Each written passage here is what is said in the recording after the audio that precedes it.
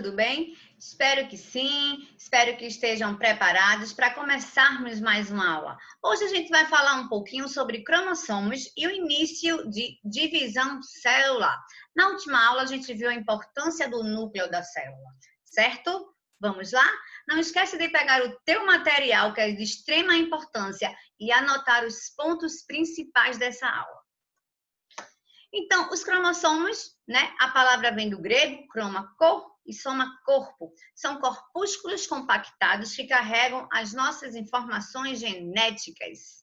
Os cromossomos são filamentos de cromatina espiralados presentes no núcleo de todas as células. A cromatina é formada pela molécula de DNA associada a proteínas, estonas.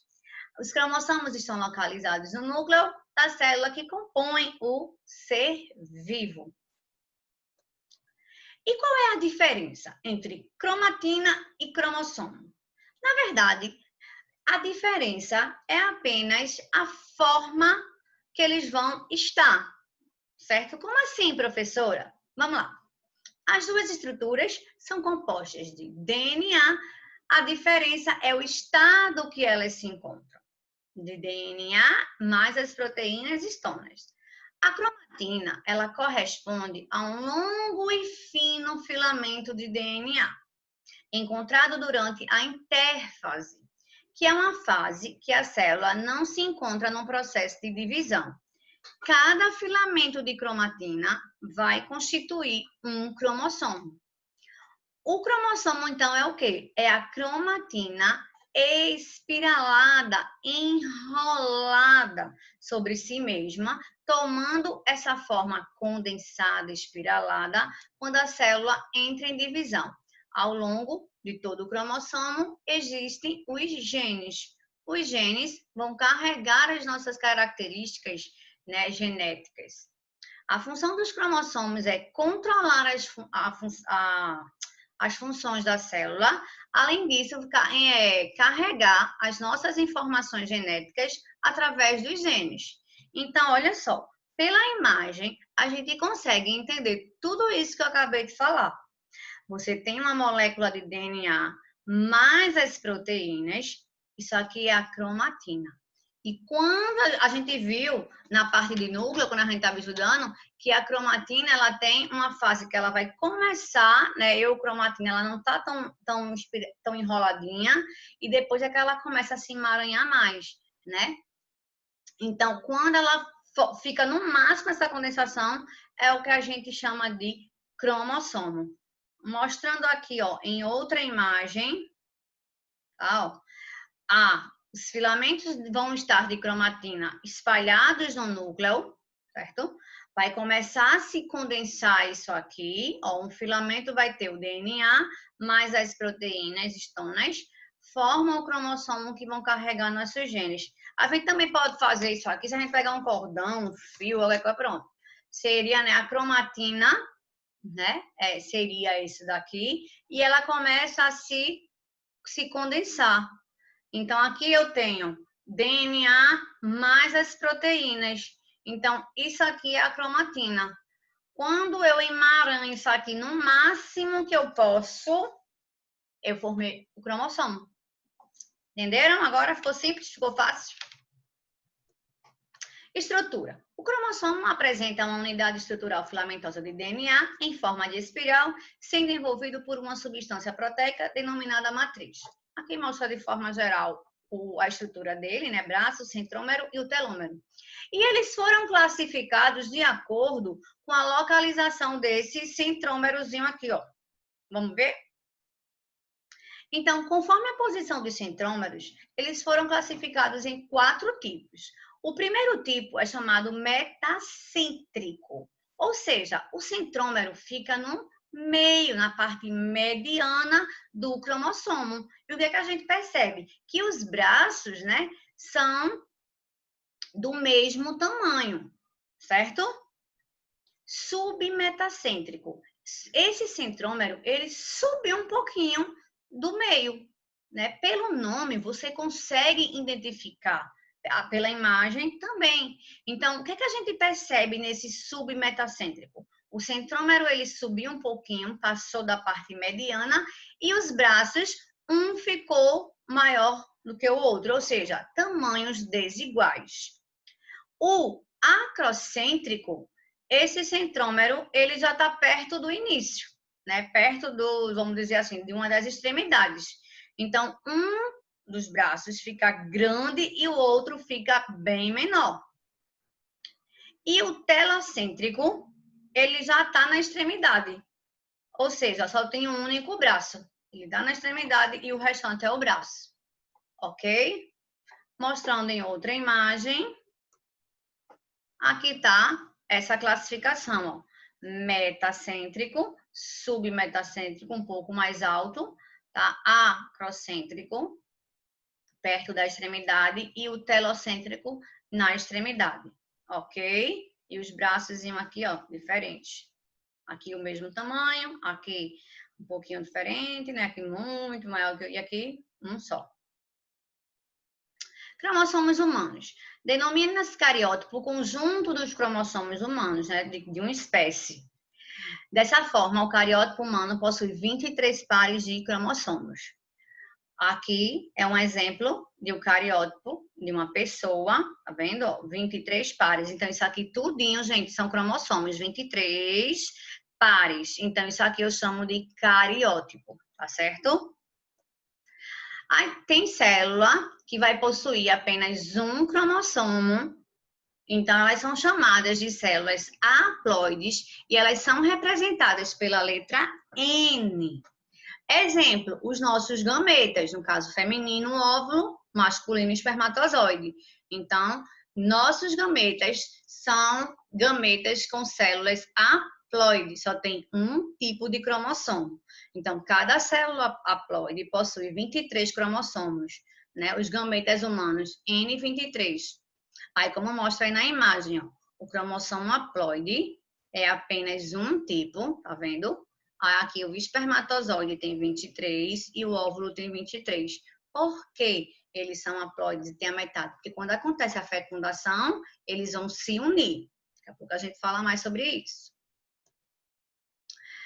As células que possuem 2 cromossomos de cada tipo são chamadas de diploides e são representadas por 2 Ns. Exemplo, o resto das nossas células do corpo são diploides, tá bom? Então, cada célula diploide possui 2 cromossomos de cada tipo. 46 cromossomos, porque 23 pares, 2 Ns, 46. Como vocês podem ver aqui, ó, elas estão em pares, tá vendo? Nas células diploide do nosso corpo, os cromossomos podem ser agrupados 2 a 2. Cada par recebe o nome de cromossomos homólogos. Os 2 cromossomos de cada par são do mesmo tipo, possuem a mesma forma, o mesmo tamanho, o mesmo número de genes. Em cada par, um é de origem materna e o outro é de origem paterna, materna e paterna. Como a gente vê aqui no exemplo, na imagem, ó, eles são cromossomos homólogos porque eles estão agrupados em 2, tá certo? E eles têm os mesmos pares, gente, ó. Cada posição, ó, cor de olho, tipo sanguíneo, cor de cabelo e crescimento, isso aqui a gente chama, na posição que eles ficam no cromossomo, locus gênico. É a posição em que eles ficam, dando nossas características, que vem uma parte da mãe e uma parte do pai, ok? O número de cromossomos é constante para cada espécie, varia, não é verdade?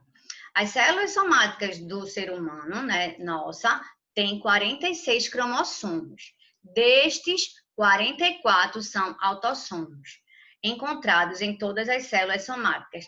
Professora, o que é um cromossomo autossomo? É um cromossomo que vai dar todas as nossas características, certo? Menos a sexual, que é justamente 2 deles vão ser os cromossomos sexuais, sendo X o cromossomo feminino e Y o cromossomo masculino. As mulheres apresentam os pares X e X e o homem XY. Qualquer tipo de alteração no número e estrutura dos cromossomos origina o que a gente chama de mutação.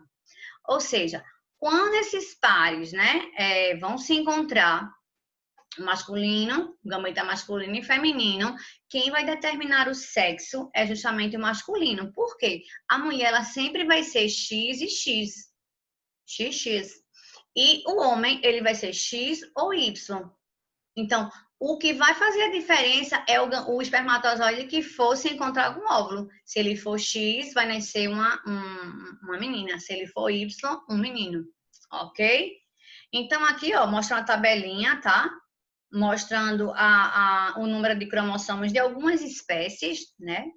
Só por curiosidade mesmo. Os 46 a gente, o chimpanzé tem 48, né? O feijão tem 22 e assim sucessivamente. Aqui a gente tem outra imagem para a gente ver a diferença. Células haploides, um tipo de cromossomos. Diploide, dois tipos. Ok? O aumento do número de células. Todos nós, um dia, já fomos apenas uma única célula diploide, a famosa célula ovo ou zigoto, né? Quando o espermatozoide ele se encontrou com o óvulo e eles viveram felizes para sempre, aconteceu uma fecundação e originou uma célulazinha ovozigoto. Só que essa célulazinha ovozigoto, ela passa por várias transformações, ela passa por várias multiplicações. E como isso acontece? Por que isso acontece? Né? Então, o aumento dessas células, né, acontece porque elas se dividem. Então, os seres vivos multiplicam suas células com a finalidade de reproduzir, crescer e repor as células que foram perdidas, porque a gente tem células, várias células que são perdidas. Então, a divisão celular ou ciclo celular, o que nada mais é do que transformações pelas quais, divisões pelas quais a célula passa desde a sua formação até o seu desaparecimento. Então, é isso daqui, ó, o ciclo celular, tá certo? Vão ser transformações que vão acontecer em duas etapas, que vai fazer essas células se multiplicarem, se renovarem. Então, ó, é dividido, como eu falei agora, em duas etapas. A intérfase, ou fase de crescimento, e a fase que ocorre realmente a divisão celular. Muita gente não entende essa imagem. Aqui está mostrando, gente, essas duas fases, essas duas etapas. Ó. A intérfase, aqui, ó. A intérfase, até aqui, e a divisão celular. A intérfase é uma fase em que, às vezes, as pessoas têm medo dela, né? Não gostam dela. Mas a intérfase, sabe o que é? Resumidamente falando, é a fase em que a célula não está se dividindo, não está fazendo divisão celular. Ah, então ela está de boa, ela está relaxada. É aí que é a casquinha de banana. É aí que, às vezes, as pessoas erram, porque pelo fato da célula não estar se dividindo, não quer dizer que ela está descansando. Ela está fazendo outras funções vitais da gente, né? O nosso metabolismo funcionar. Então, gente, nessa fase, a célula ela vai aumentar o seu tamanho, produzir substâncias necessárias para que aconteça o processo da divisão. É a fase em que a célula não está se dividindo. É o período mais longo do ciclo celular. Nesse momento, ocorrem diversos fatos que possibilitam que ocorra a divisão celular, como a replicação do DNA, a divisão dos centríolos e a produção de proteínas. Então, a intérfase, ela foi subdividida em três fases, certo? A fase G1, né, gap, que significa intervalo, é quando ela não está se dividindo, mas ela está dando o processo, está trabalhando com as nossas funções vitais, certo? Ela está aumentando o seu tamanho, ela está fazendo a produção de RNA, né? Ela está a síntese de proteína também, tá certo? Aí chega a fase S da síntese. Aí nessa fase é como se ela estivesse recebendo o chamado. Ela, epa, estão me chamando. Aí o que ela faz? Duplica, replica o DNA. Essa é a fase síntese. Aí ela chega na fase G2.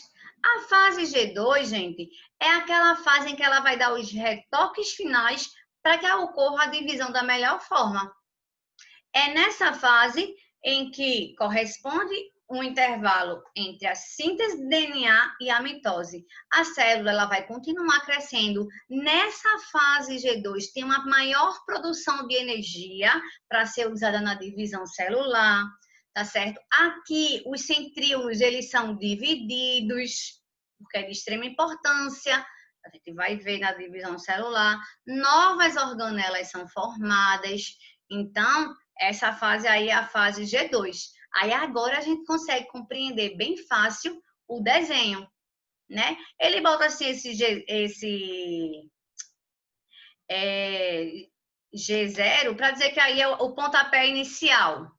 Aí, ó, a fase G1, né? Um intervalo, a síntese e o crescimento. O M é a divisão celular, que pode ser de duas formas, mitose e meiose. Isso daí vai ser o assunto da nossa próxima aula, ok? Espero que tenham gostado. Obrigada pela atenção e até a próxima. Um grande beijo. Tchau, tchau.